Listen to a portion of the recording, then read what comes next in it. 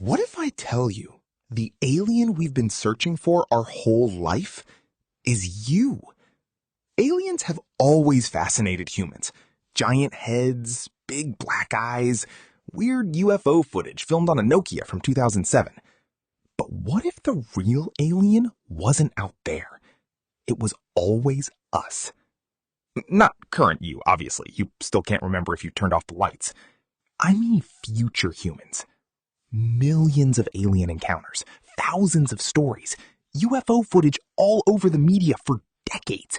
And there was always that one guy saying, "It's fake, bro." Then the US government actually released UFO files, unexplained aerial footage, those flying soup bowls and creepy lights in the sky, all compiled into one place. But people still weren't buying it. Half of them think it's just a distraction, something to move our attention from something bigger. Let's not go there. What I want to know is, how does a majestic-looking human like me evolve into some skinny guy with a giant head and no chin? No gym is fixing that in the future. So there's this theory. Scientist Amy Eskridge proposed that the aliens people have been seeing are actually us from the future. She identified two types, P47 and P52. P47, humans from 47,000 years in the future. P52, 52,000 years. These are your probable great-great-great-grandkids. Please don't stop reproducing after seeing the pictures. There's still a lot of time. And honestly, it makes sense. Thousands of years ago, we were sleeping in caves. Now we're staying up till 2 a.m. watching brain rot. So imagine what happens in the next 50,000 years. Let's actually walk through how we get there. Right now, life feels raw, physical, full of struggle and real emotion. You do your smallest tasks with your own hands. That's just normal life. Now, jump a few hundred years forward. An AI robot brings you breakfast. AI handles every physical task you have. Jobs look different. Passions look different. Your emotions slowly evolve because your daily experience is completely different. Think of every futuristic world you've ever imagined in movies. That's basically where we're headed. The human essence is still there, but your hands are getting smaller. And forget about apps. Those are gone. A few thousand years later, technology has surpassed almost everything. Fast travel, cure for every disease. The concept of happiness itself has changed. Human knowledge has expanded so far that the world we know today would look like the Stone Age to them. Humanity is peaking. And that's just Tuesday for them. But here's the thing about human nature. It never really changes.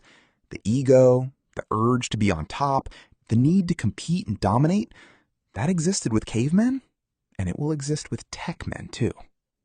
So somewhere in this peak civilization, a war starts. Not with guns and tunnels, just buttons. A nuclear war. And to survive it, the richest people, the ones who actually started the whole thing, build bunkers underground. Massive ones. Screens everywhere. Sustainable farms. Everything humans need to survive. And it goes fine. For a few decades. Then, the body starts changing. No sunlight for generations. Skin loses its color. The underground gets darker and darker, so the eyes slowly grow bigger to adapt. Nobody runs anymore. Nobody hunts. Nobody even needs strength. The body gets weaker, smaller, thinner. But the brain? That thing never stopped evolving. Generation after generation spent inside metal caves doing nothing but thinking, inventing, calculating, surviving. Until eventually, the skull itself expands. They don't look like human anymore. That's P47. And one day, if you showed them a human from today, we'd probably look like gorillas to them. But not everyone went underground. Some people stayed on the surface. Maybe they were smarter. Maybe they were just lucky. Maybe they were just the main characters. They survived differently, adapted to the new world above, evolved on their own path. 5,000 years later, that's P52. If you've watched The 100, you already know exactly how both of these feel. Now, the real question. How did they get here? How did beings from 47,000 years in the future show up in our sky? Think about it this way. Our understanding of the universe right now is incomplete, but it's more complete than it was 100 years ago. In just 100 years, we went from horse carriages to quantum computers. So what does a civilization discover in 50,000 years? They figured out how to bend time and space. They built a device that can manipulate time and penetrate through the fabric of reality. Maybe we've been calling that device a UFO this whole time. And when they finally cracked time travel, they didn't go forward to a better future. They came back. Not to survive, not to conquer. Maybe just to see where it all started. To meet the ancestors. To study us the way we study ancient history. Honestly, if you had a time machine, wouldn't you go back just to see how people actually lived? That's probably all this was. Occasional visits. Cosmic tourism. At the end of the day, this is just a theory. A fascinating one, but still a theory. But just sit with this for a second. Imagine an alien lands in front of you right now. And it's just a human. 50,000 years later. Looking back at their ancestors.